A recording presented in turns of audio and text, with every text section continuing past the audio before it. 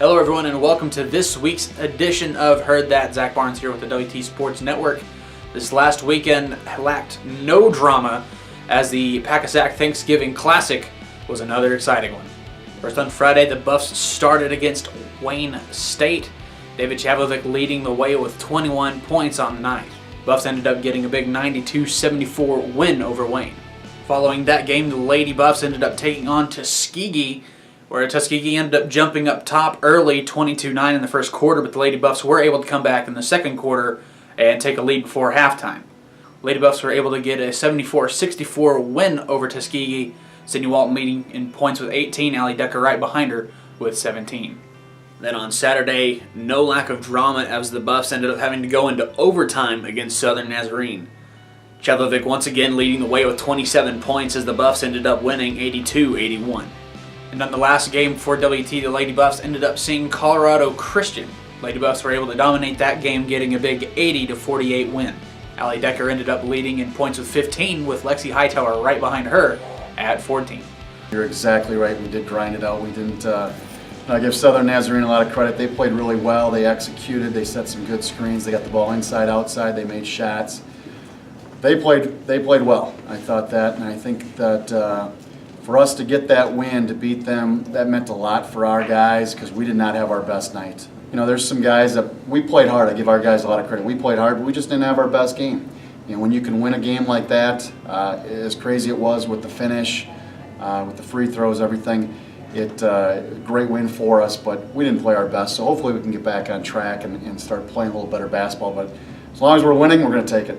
You know, David we give him the green light, and I've trusted him from day one, and he wants to win more than anybody, and I let him make those decisions, and we'll talk about it a little bit as a coaching staff, as well as getting him in the film room. Hey, was this a great shot, or could we have maybe made one more pass? But you know, David's a phenomenal player, and you know, when he plays as hard as he does on the defensive end as well, he's not just trying to get his points, he's trying to win, and sometimes that's our best option with him shooting. But he just had a little bit of an off weekend actually this weekend, but he was 7 for 7 from the free throw line. Two good games for us, one being in region, which is always nice to get that win.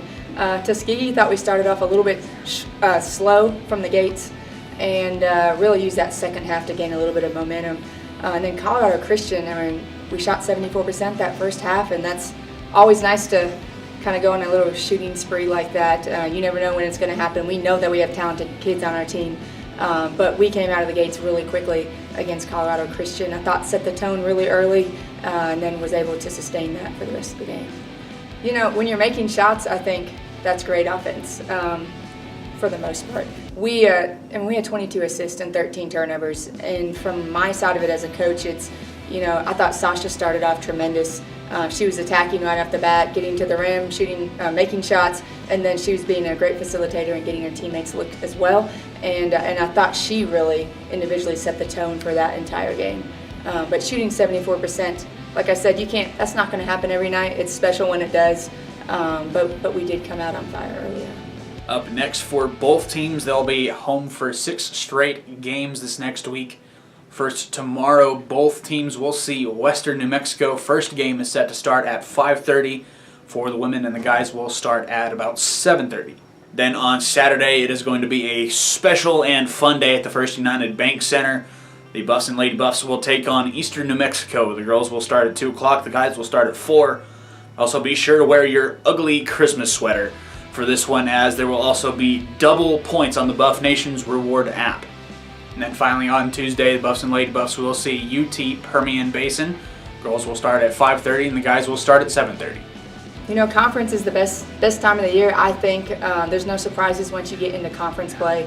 Everyone's going to know everyone. But for us to, you know, I always say there's no place like home. So anytime you can have that home crowd, that backing, those first couple of games to help set the tone in conference play, for us that's tremendous, and we hope that this arena is going to be packed. You know, Western, they're 4-2 right now, so they've won a few games early. Have a new coach down there as well, athletic. They have a couple kids that are averaging about 16 points a game. So we'll have, you know, our work cut out for us. They like to get up and down, mobile post players too. So we'll have a game plan, I guess, from both sides, offensively and defensively. Yeah, it's really nice to open up at home, especially this will be our 4th game at home. Hey, yeah, we've got Western New Mexico and Eastern coming in this weekend, and what we're trying to do, it's a little bit different this year. We play Thursday and Saturday, so Thursday at 7:30, Saturday at 4 o'clock. So what we do for our preparation Monday, Tuesday, Wednesday is we're not just getting ready for Thursday, we're getting ready for Saturday as well, because you have that one day off, and after a big game on Thursday night, it's really hard to go hard after it with our guys on Friday. So we want to kind of get prepared for both teams, but yet you focus on one game at a time, and that's Western on Thursday night. I think this conference is very wide open. You know, I'm looking at Eastern, and I think they were picked down the bottom, but I don't see how they can finish down the bottom. They've got some great players. They play hard. You know, they got a young coach over there that is really, you know, coaching his heart out, and so they're going to be very, very tough on Saturday. Lastly, don't forget Buff and Lady Buff Track and Field will start their indoor season. They'll head up to Alamosa, Colorado for the ASU Early Grizzly Open.